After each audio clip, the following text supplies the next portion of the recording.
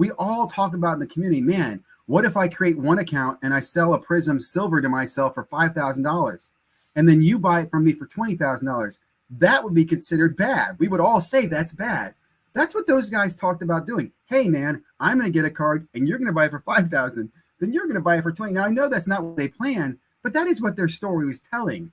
And then you're sitting there going, so you really think someone else is going to think this card's even worth anything north of $20,000? Like go back to the original guy. The original guy who had it was probably going to get it graded and was probably going to put it on eBay for an auction and go, "I'll see what it sells for." There's no way in his mind he thought it was a $100,000 card. Do you know what I mean? Yeah. Like that to me is all. And I also said in my little meme yesterday, is it really pump and dump if you tell everybody what you're doing? Because they're telling you what they're doing. Like they're telling you, hey, who out there would like to buy this card from me next for more than $20,000? Because they'll take an offer, right? Yeah. I mean, let's just look at this. So, yeah. So if they disclose in the financial world, they can't be legally charged if this was a penny stock, where all the shady activity goes.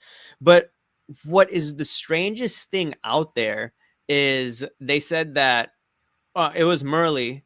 He said that, hey, I got my Grail card, right? And you sent me this video and you're just talking to me about it. I'm like, oh my God, this is crazier than what I thought it was, when people were coming after me.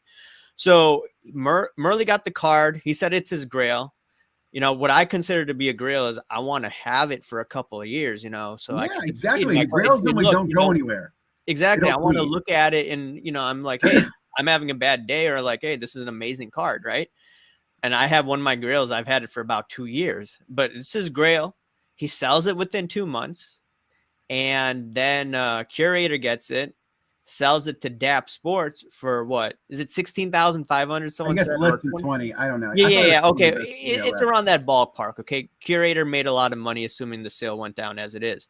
And then what actually ticks me off about all of this, let me go to on my phone. Let me just check out the video name. Let me also just quickly say something here. Let me just say this too. I will interject.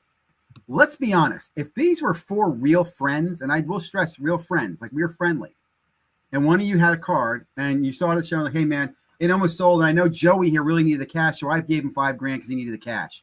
So I bought the card for $5,000.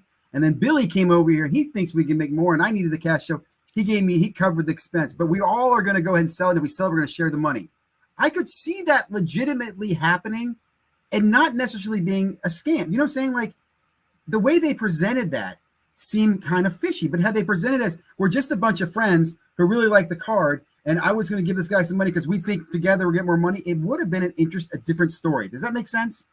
Yeah, I see. It's just the way they position it was almost like predatory. Like, I think I can get more money out of the next person. I'm thinking going, man, like I don't even feel a sense of friendship there in that room. It was weird.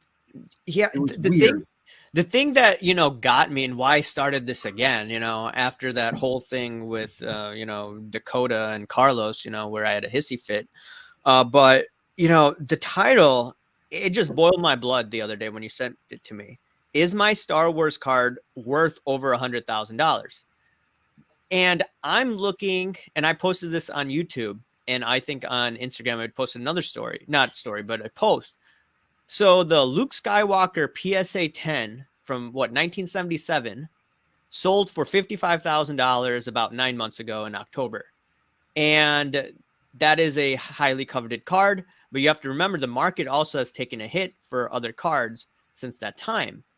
So now we have on DAP Sports Cards, he's just asking the question, is that card valued, the 2021 card? It's, scarce, obviously. Is it worth over $100,000? And I'm thinking to myself, well, how can you value a modern card like that with only a few transactions to say, hey, this is worth more than a card that is highly coveted by the whole industry? That's when I just had to, speak out about this. I mean, like, unless they truly believes that the valuation is $100,000, okay, I just have suspicions and doubts. I'll say, here's another thing. I'll just say it as it is. Daps, in my opinion, I don't understand him. Part of me wants to like him. Part of me doesn't because of some of the messages he's left. Okay. I'll go back to, I can show you a video here in a few minutes where he was running a repack product about a year and a half ago. I can't stand the repack products. And the way his was set up, I don't think he had a checklist. It was a very, very shady